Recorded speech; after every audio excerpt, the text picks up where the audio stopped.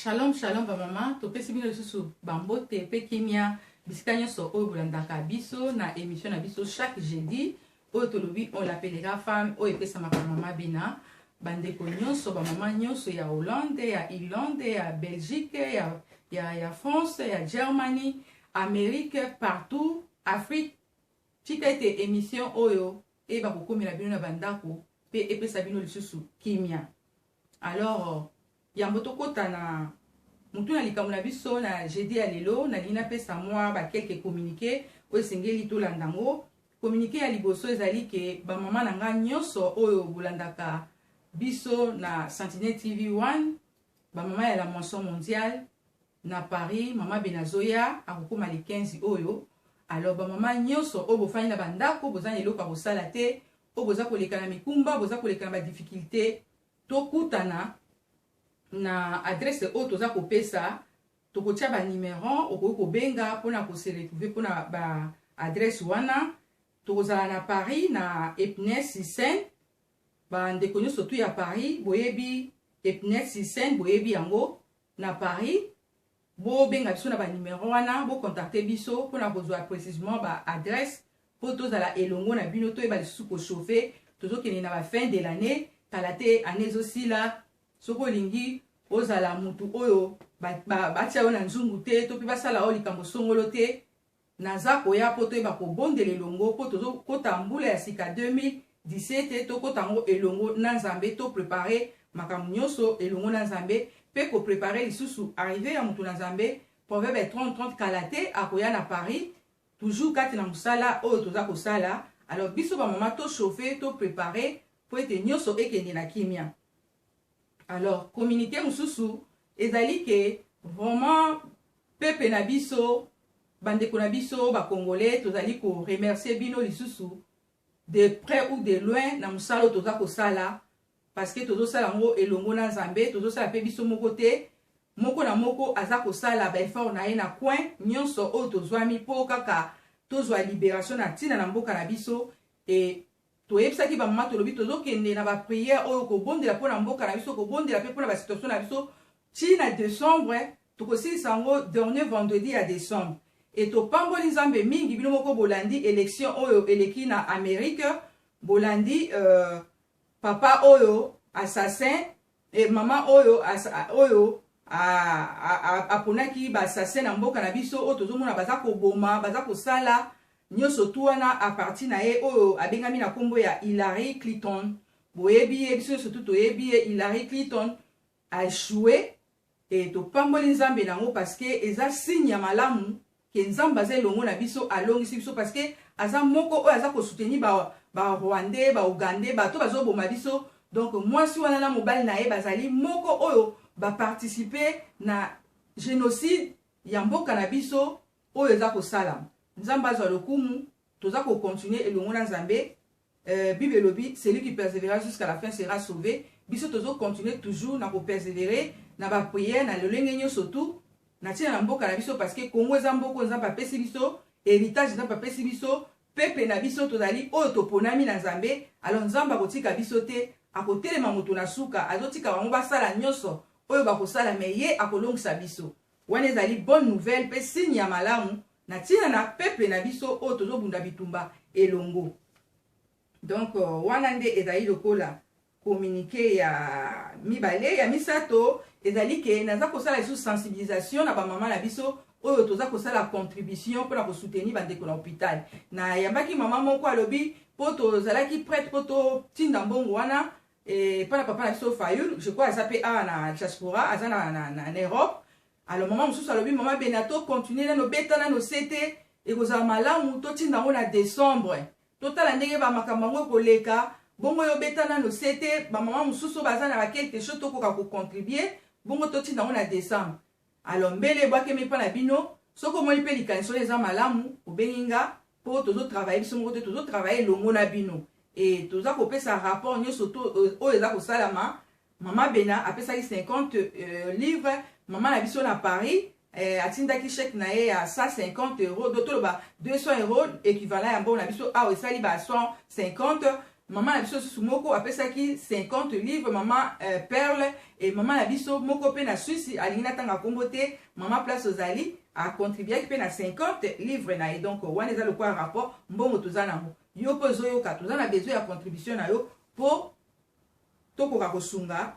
mboka na biso na bandeko oyo bazwami na hôpital.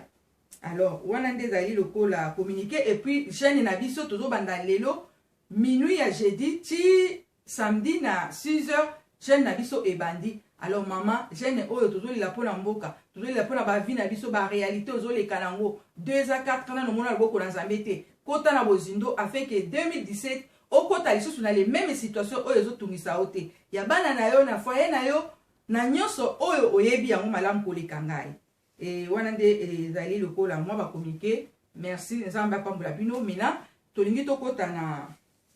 mutu na likambo na biso oyo tokoki koloba lelo bamama na ngai fardo to pe mokumba oyo nzambe atie kati na motema na ngai nalingi topartage ngai na bino nalingi topartage lelo na on l'appellera femme na oyo etali jeunesse na biso na communauté na biso ndenge nini baza kotourne kaka esika moko baza koavance te. Alors nalingi na aborder biso nyonso tu bamama pe bamikolo na kati na communauté oyo tozali na expérience ke esengeli na biso toyeba kotelema mpona koencadrer jeunesse na biso parce que jeunesse na biso ezali futur ya lobby e nabosani pe te avant nakota wana nazocontinue tozali pe lisusu na likama moko ezwi biso na communauté na Suisse bomonaki ndeko na biso mobali police ebetaki masasi nyonso tu wana pe eza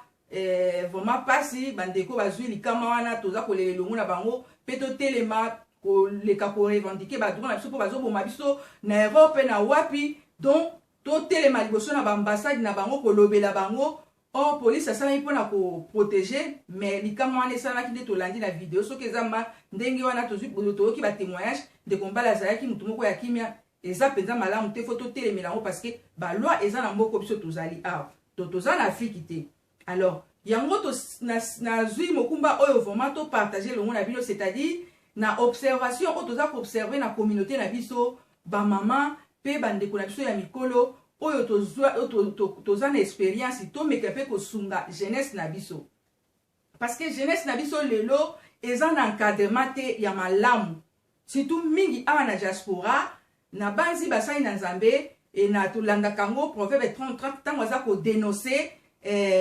bafo oyo baza kodétruire na kati église na communauté na makambo ebele toyebi yango mpe tolandaka yango e lelo oyo bafo wana baza na souci te mpo na jeunesse na biso ya basi to ya mibali mpona koencadre bango. Alors nzambe asali ngolu na Sentinelle TV ntango boza kolanda biso partout tozozwa bapele bandeko bazobenga na nord na sud ntango baza kolanda bavideo vraiment nzambe aza kovisite bango kovisite bino na bavideo oyo. Alors capital ya likambo ezali ke tozomona jeunesse na biso ya basi mabale eza kosimba te bafiança eza kosimba te pomona ndeko mwasi aza nano na 22 ans 19 ans akutani na ndeko mbali ya liboso esimbi te ndeko mbali ya mibale ya misato esimbi te e nyonso tu wana soki totali baza na kati église e soki nalingi nazonga mwa nsima nakoloba ma mingi na ndeko na ntina bana na biso na jeunesse na biso chrétien to pe chrétien oyo baza na kati église parce que toza na différence oyo bayebi nzambe oyo bayebi nzambe te pe na barétrograde oyo bayebaki nzambe me batiki nzambe bapesi nzambe mokongo e lelo mingi na koluka na beta sete mingi na jeunesse na biso oyo eyebi nzambe pe eza kolobake baza kosalela nzambe. Jeunesse wana lelo ezokutana na baobstacle ezokutana na baproblème oyo baza na bato penza te oyo bakoki kosunga bango koencadre bango na nzela ya solo. Par exemple lelo mwana mwasi aza na 20 ans 19 ans akokutana na fiançailles oyo aza na kati église pasteur na kati église aza koencadre ete koede ete ekomona ke fiançailles na ekosimba te e omona ndeko mobali pe ndenge moko akokutana na ndeko mwasi encadrement ya malamu eza te bakabwani lobi lisusu akokende lisusu kosenga loboko na ndeko mwasi mosusu lobi lisusu. Alors ndeko mobali ekokoma lokola lisolo na minoko na bato na ntina na vi na ye ke asengaki loboko awa asengaki mona mwasi oyo asengaki parce que mutu ya koencadre ye aza te. Ndenge moko mpe bana na biso mpe ya basi makamba wana eza kokombela bango parce que bato bakoki koencadre bango baza te na kati na baeglise. Mingi na kati ya eglise bazaka na posa boya bofanda bosalela nzambe ozala na potopoto ozala na désordre mpona bango etali bango te, mais essentiel bamonaki boye ebele boza na kati ya baban bozosalela disons ki bozosalela nzambe or bozosalela nzambe te boza na kati ya potopoto mpona bango esengo na bango nde bamonaka bino boza na kati ya eglise. Mais oyo etali vie na yo futur na yo ke lelo ezala lobi nango ezala meilleur ezala bien mpona bango etali bango te. Alors eloko wana ezosala biso pasi pe ezosala biso mawa. E nazongi lisusu na ngambo bandeko na ngai bana na biso ya basi bana na biso ya basi tango yo moni ke engagement oyo ozwi esimbi te zonga nano na bozindo luka koluka elongi na nzambe afeke nzambe ayeba kooriente yo obandaki na Jean esimbi te oyo kokende na Paul esimbi te soki likambo erepete kati na yo 3 fois quand même il faut zonga na bozindo okoki kaka kokontinua kaka na vie wana to kokontinua kaka non zonga na bozindo ndenge papa na biso mumba abandaki koyemba te sengeli kokota na bozindo koluka elongi na nzambe ndenge moko mpe bilenge na biso ya mibali soki osengaki ndeko mwasi loboko moko mibale misato ezosimba te luka ozonga koluka na kati ya elongi na nzambe na mabolongo koluka elongi na nzambe afeke nzambe avisite yo. Parce que Matteo nazo salango parce que tozo ke de kokota mbula ya sika 2017 esengeli to préparer bino ke makambo yo leki nango e o continue nango kaka te 2017 okota lisusu na yango. Donc boza na part na bino pe ya kosala e malgré lelo na sola ina ndeko mwasi moko na mboko ya Europe bango moko baza ko se débrouiller ko luka nzambe na ndenge na bango mais bato penzo baza na expérience oyo bakoki kosunga bango bazate. Mais quelque part là pe toza pe na bato supe oyo baza pe na expérience mais balingi ko se lever te balingi ko tombola mongongo te baloba quelque chose bancadrer bana wana baloba quelque chose pona bana wana. Et bana na biso pe mususu balingi pe encadrement te balingi pe conseil te. Or conseil ezali très important na kati na vie ya mutu. Yango tozomona na communauté na makambo ebele ezotambola te na kati ya l'église makambo ezotambola te bana na biso ya basi baza ko servir nzambe na ba chorale baza bayembi baza ba protocole azosala ba evangelisation bazokende wapi mais soko tali vie na bango bazoko tourner kaka libungu tulu. E bana na ngai ya basi naza kolobela bino tango yo kutani na ndeko mobali aye kosengo loboko eloko ya liboso il faut kokanga makolo na yo mobali wana tango azo po aye kolinga yo eza te ke yo pese nzoto nde yango eza bolingo po tango yo zo pese nzoto akozala malade atikele yo malade mutu akoperdre eza yo e lelo soki bokabona ke mutu akosufri eza yo e nyonso tu wana bapaster na kati église baza ko trouver en normal baza ko kosunga te yo pe ndeko mobali tango okutana ndeko mwasi ko wela nzoto te bandeko basi oyo ebele tozomona bango monika latela batu mingi baza na kati hypocrisie e na kati hypocrisie oyo monika ka mwasi akope ko ya koluka yo na ndenge makasi po basi mususu bakoma olinga mibali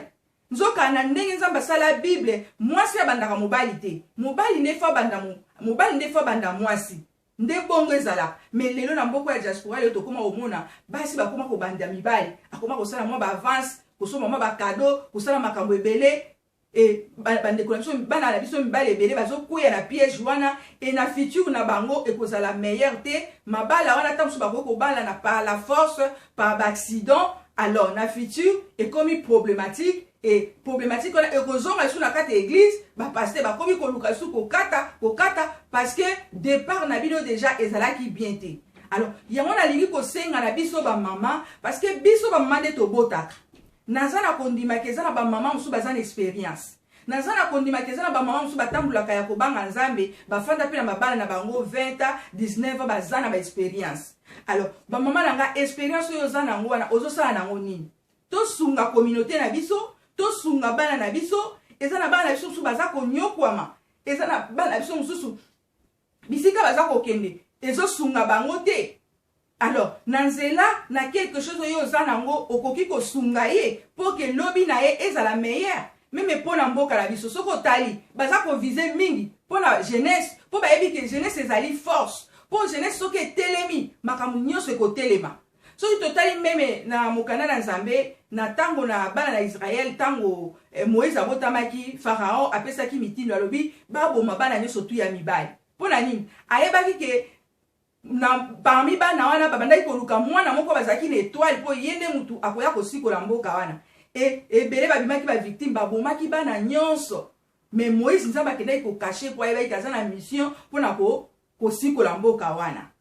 Ndenge moko lelo pe na bana na biso na jeunesse na biso na mboka na communauté na ba église lelo ba pasteur ebele ya solo pe bazali lelo bazokoma mikolo banani bakokitana pona komema révolution na kati église réveil na kati église eza jeunesse na biso mena soki baza préparé te bakomema musala Nzambe ya ndenge nini ndenge moko pe lelo na mboka soki jeunesse na biso baza soutenu te baza préparé te mboka na biso banani bakoya komema réveil to pe révolution. Eza na mama moko meme na Belgique apesaki message moko alobi to sikile yango alobi amonaki ndoto moko Nzambe apesi message ke ba Rwandais bato kaka bazoluka basi jeti biso babomaka biso basalaki meme plan moko ke ekokoma na mama moko bakokende babanda kokota na ndako moko na Afrique koluka bana mibali po baboma bango bakoti na ndako moko ko contrôler po baboma bango jeune nyonso tu atanga meza mobali bakoluka bango po na koboma bango. Alors, epesa melio pe reketi oyo pona ko bondela pona jeunesse na biso na mboka Nzambe épargner bango Nzambe ba ko protéger bango eza pe reketi pona yo.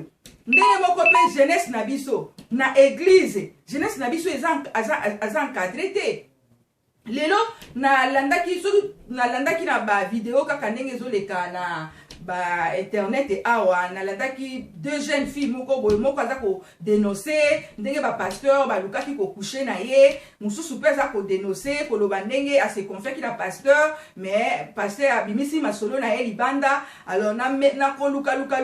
na monaki na ye ko sola na ndeko moko boye surtout pona jeune fille o a dénoncer ki a se confier ki pona basali na Nzambe mais na ba bimisi ba secret na ye libanda na lande. Tant que Zolanda, jeune fille wana, tu sens à elle que azana quelque chose katina ye. Parce que eloko na Nzambe soki za katina yo bakoki koyibo makamunyuso bakoki koyibo nyoso tu mais soko za eloko na Nzambe Nzambe akotika yo te. Mena biso ba mama na katina nkolo oyo toyebi ke tozana experience toyebi Nzambe esengeli totala kabana na biso banano bazana eloko ya Nzambe otowe ko encadrer bango. Tant landi histoire ya jeune fille wana to soyi na ndeko na musu abi jeune fille wana bandaki kote ya bandakala na internet aza ko ganga koloba mais komaki na moment moko ayeko kwesama azui zemi aboti mena tango aboti azongaki sima régression mais lelo tokomi su komona azongeli su yango akomi kolo et tant on azolanda jeune fille wana tu sens que elle souffre dans son cœur azo souffrir na kata motema na ye po na makambo ekomelaki epe akeko se confier et makambo ne bimi et toko landi katini azana eloko Nzambe. Alors batu ya bongo akutani na likama akutani na likambo oui mais mutu akoko restaurer eza Nzambe mais na biso pe oyo basali na Nzambe ba servante na Nzambe bana wana bakoko bimaka bango moko lokwa batondolo boete po na vie chrétienne tozana le haut et le bas vie chrétienne eza na ba réalité oyo tozalaka nango. Alors bana wana bazamike ezosenga fo ko encadrer bango. O mususu ya mwasi na ye kolanda na yoki lisolo na ye ndeko moko ayebisa abi ndeko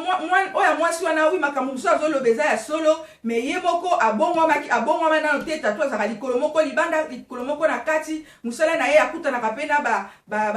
basali na ye mususu baservite mususu mpona koluka kokwelisa bango koseduire bango mais soko olandi kati na ye aza quand même na vérité. Bon nyonso wana mpe ezosenga biso tozala na discernement koyeba wapi ya solo wapi ya lokuta mais mingi bana ya bongo soki tozui bango to préparer bango to travailler bango bakwei na maboko ya bato moko ya malamu na futur na bango bakobima ba meilleur.